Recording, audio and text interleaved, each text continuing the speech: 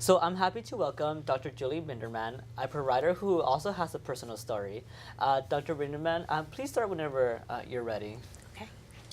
I'm a reproductive psychologist, and I came into that field fairly honestly. I'd started out after I'd had my first child, which was nearly 10 years ago, and got interested in maternal mental health. And when he was about 18 months old, my husband and I decided that it was time to have another kid, and he was pretty great. So we were excited in beginning that journey. Sadly, I had an early miscarriage, and we decided, okay, well, it's a little setback, but we'll try again soon. And I didn't even realize that I had become pregnant. I thought that I had had a normal cycle, and then halfway through my next cycle, I started bleeding. So I went to the doctor. After a pregnancy test confirmed I was indeed pregnant, I was thinking I was miscarrying again. And she told me that it was okay. I had a condition called a subchorionic hematoma. It didn't seem to be impacting the pregnancy, and just to have some bed rest, things should progress normally. So after a couple of weeks and several doctor's appointments where things seemed to get worse and then they got better, the subchorionic hematoma had resolved, and I went on with this pregnancy, and I was looking forward to it. I got out of the first trimester, so all of a sudden I felt more confident in it. I was starting to ask colleagues about how should I plan for taking a leave from my practice and just trying to get my ducks in a row. And my husband and I were really excited the Friday before Thanksgiving in 2009 to learn what gender the baby was. So we went to an ultrasound, and the tech was really chatty with us, and when we were done, she just told us to go back and see our OBGYN. So we did, and we sat in the office, and we were talking about names. We learned we were having another boy, which I was hoping for a girl, but okay, fine, we'll have a third then. And the doctor walks into the room and says, "Oh, I'm so sorry."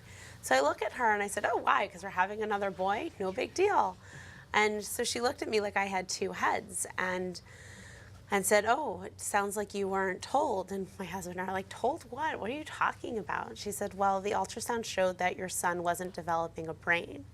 And so we want you to go for further testing just to see what's going on here." So that afternoon, again, the Friday before Thanksgiving, we went to a maternal fetal medicine specialist to get higher resolution ultrasound.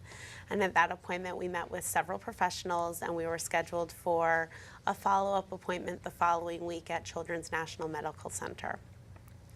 And basically everything was confirmed that the brain ventricles in our son's brain were about twice the size of what the top end of normal was.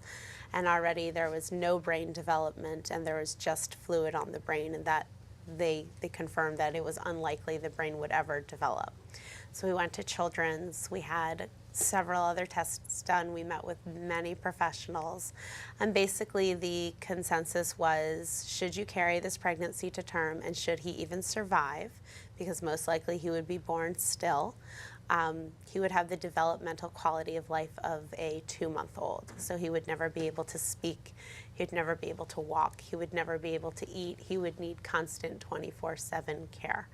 So after a lot of conversation between my husband and I, we included our family, we included our clergy, we made the very heartbreaking choice to end this very wanted pregnancy. But because 6 months before, a doctor named Dr. Tiller had been killed, we didn't have this legal option, which was legal in my state. We were unable to have a surgical termination because all the providers had closed their doors. So I had to labor and deliver at 21 weeks in order to have my baby, and we were told that this was probably a freak occurrence, it shouldn't happen again. And 4 months later, I found myself pregnant again, and we were getting monitored every 2 weeks. And at 17 weeks, our maternal fetal medicine specialist came in and said, we're seeing some of the same symptoms as we saw last time. It might be nothing. We're cautiously optimistic, but we want you to go back to Children's for that advanced testing. So we went back to Children's, and we learned that this baby, who was a girl, had the same issues that her brother had before her. Basically, no brain was going to be able to develop. And at 18 weeks, we made another heartbreaking decision to say goodbye to her. And this time, because we were within the 20-week limit, we were able to have a surgical abortion. We looked genetically to see what was going on, because the hypothesis is my husband and I are each carriers of a recessive gene that causes the brain to not form. And so we couldn't find what that specific gene was, and we were told, well, best you can do is to keep on trying, and we'll monitor you, and at 18 weeks you'll have an MRI, and that will conclusively decide whether or not this brain issue is there. So I was able to get pregnant again, and at the 18-week MRI we learned that this baby, who was a girl, was healthy. And so in July of 2011, I gave birth to my daughter.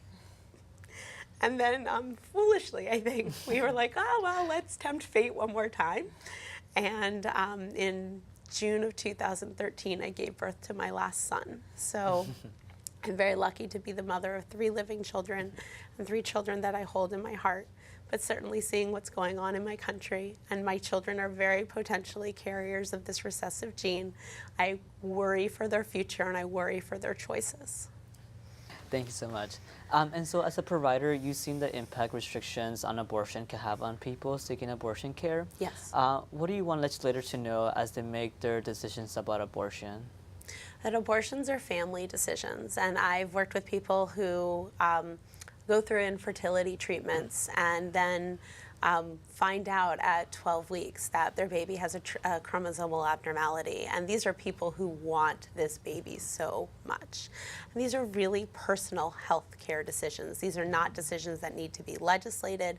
They're not decisions that have any business other than the people who will be directly impacted. And when we don't have social services and we don't have any support for these families post-birth, should they choose to carry to term, it's not really a choice, and it puts an additional burden on our communities, on the individual couples, and I think that it weakens our country as a whole.